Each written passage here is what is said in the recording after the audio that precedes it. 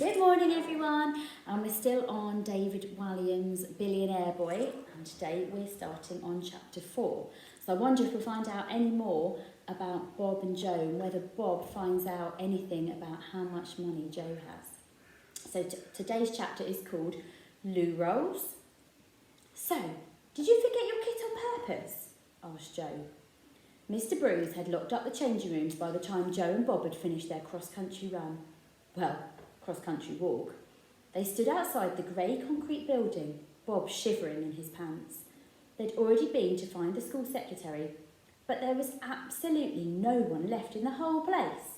Well, apart from the caretaker, who didn't seem to speak English, or any other language for that matter. No, replied Bob, a little hurt at the suggestion. I may not be the fastest runner, but I'm not that much of a coward. They trudged through the school grounds, Joe in his singlet and shorts, and Bob in his vest and pants. They looked like two rejects from a boy band audition. So who took it? Said Joe. I don't know. It might be the Grubs. They're the school bullies. The Grubs? Yeah, they're twins. Oh, said Joe. I haven't met them yet. You will, replied Bob. You know, I feel really bad about taking your birthday money off you. You don't have to, said Joe. It's fine. But £50 is a lot of money, Bob protested. £50 was not a lot of money to the Spuds. Here were a few things Joe and his dad would do with £50 notes. Light them instead of bits of old newspaper to get the barbecue going. Keep a pad of them by the telephone and use them as post-it notes.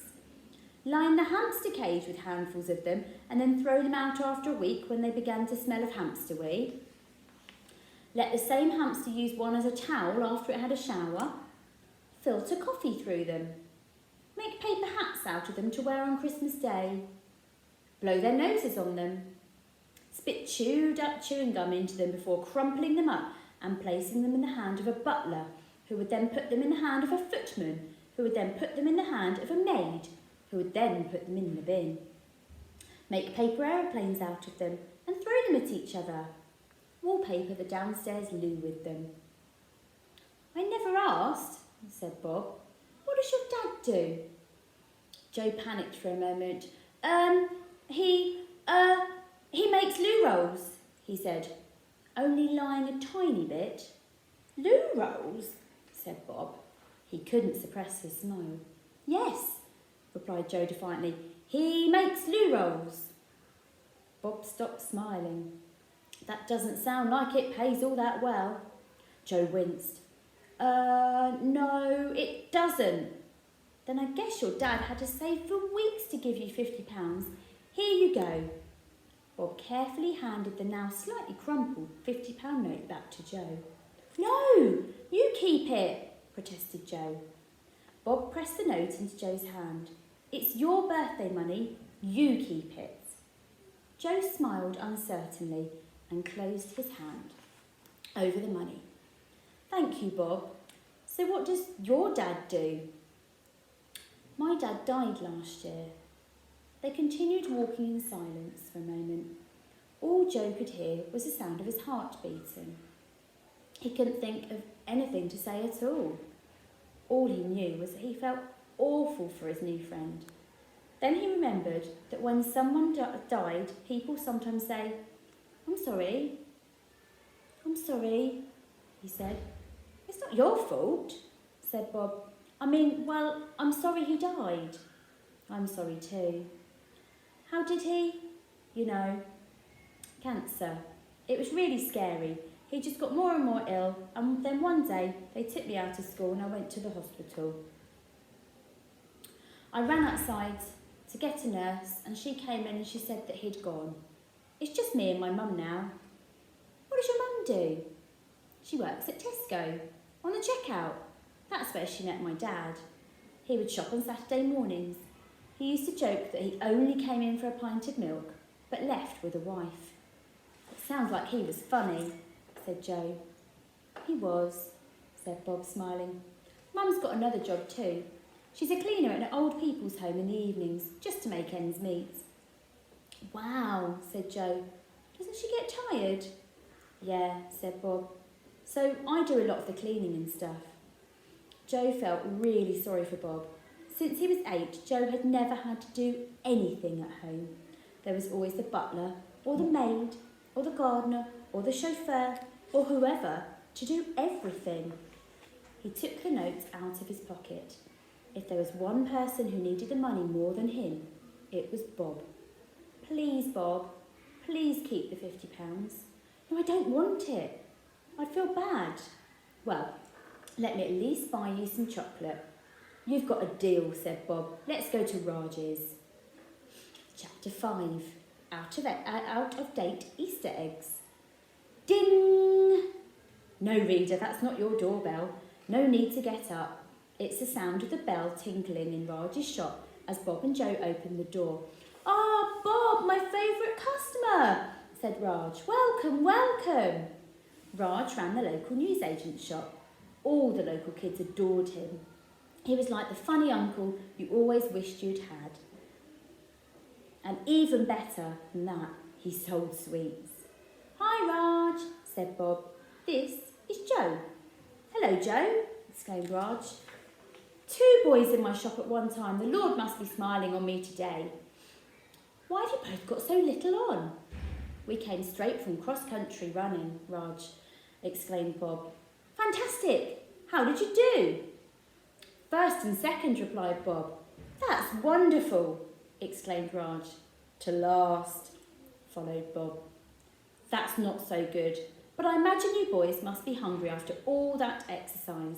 How can I help you today? We'd like to buy some chocolate, said Joe. Well, you've come to the right place. I have the finest selection of chocolate bars in this parade, Raj announced triumphantly. Considering the only other shops in the parade were a laundrette and a long-since-closed florist, that wasn't saying much, but the boys let it pass. Now, one thing Joe knew for certain was that chocolate didn't have to be expensive to taste nice. In fact, after a few years of gorging themselves on the finest chocolates from Belgium or Switzerland, he and his dad had realised that they weren't half as delicious as a Yorkie or a bag of minstrels. Or for the true connoisseur, a double-decker. Well, let me know if I can help you, gentlemen, said the newsagent. The stock in Raj's shop was haphazardly laid out. Why was a car magazine next to the Tipex? If you couldn't find the jelly tots, it was entirely possible that they might be hiding under a copy of The Sun from 1982. And did the post-it notes really have to be in the freezer? However, local people kept coming to the shop because they loved Raj, and he loved his customers too, particularly Bob. Bob was one of his absolute best customers. We're just happy to browse, thanks, replied Bob. He was studying the rows and rows of confectionery, looking for something special. And today money wasn't a problem. Joe had a £50 note in his pocket. They could even afford one of Raj's out-of-date Easter eggs. The whispers are very good today, young sirs. Fresh in this morning, ventured Raj. We're just looking, thank you, replied Bob politely. The Cadbury's cream eggs are in season, suggested the newsagent. Thank you, said Joe, politely smiling. Just to say, gentlemen, I am here to help, said Raj. If you have any questions, please don't hesitate to ask. We will, said Joe. There was a brief moment of silence. Just to let you know the flake is off today, sirs, continued Raj. I should have said, a problem with the supplier, but I should have them back on sale tomorrow. Thanks for letting us know, said Bob. He and Joe shared a look. They were beginning to wish the newsagent would just let them shop in peace. I could recommend a Ripple.